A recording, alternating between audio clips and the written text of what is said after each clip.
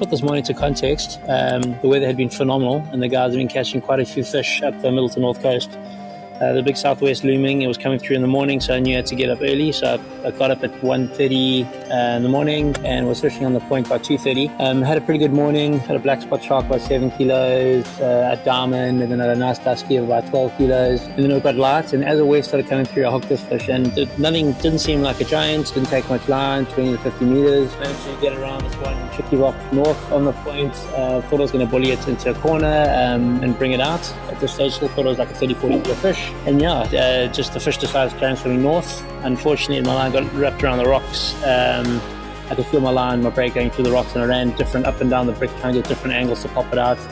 That area, there's a lot of mussel beds and oyster beds. So I didn't think I was going to get it out. I managed to get it out. That Delaware jabra is really, really good with rock abrasion. So yeah, very chuffed at 40 pound.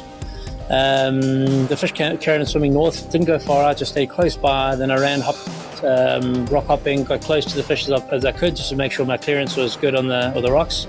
Stayed close, kept my rod tip up as much as I could, because that new Delaware tournament was coming out at a 14'6". A lot of pulling power, and managed to basically keep that fish close and keep the clearance away from the rocks. And this was challenging on the back, as you can see. But at this stage, still didn't think it was a big fish. Thought maybe at this stage, maybe it's sort of a 50 to 60 kilo honeycomb ray hadn't come to the surface, hadn't taken much line.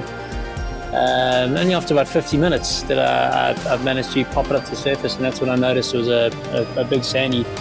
And then after that, it was still another 15-20 minutes before we could actually manage to maneuver to the beach. In the beach section, a lot of deep rock there, and if I'd moved early in the fight, it would have been easy on my back, but that fish really would have cut me off, because it was still hanging deep and a lot of rock. So I stayed in a place where it was tough on me, but I knew I could keep it, I could manage it until I got tired off the rocks. And when I managed to get it tired on the surface, that's when I moved to the beach. Trace I was using a full metal jacket, 90 pound, that American fishing wire, that leading wire, with a special kingfisher swivel, a sliding swivel, and a 9 mustard circle.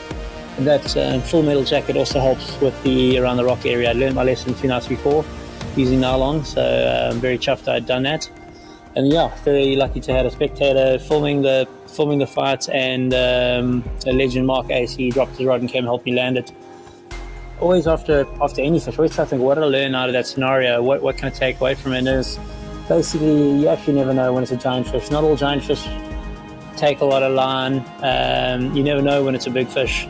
If I lost a fish after 5 minutes, I would have said it was a 30-40 kilo fish.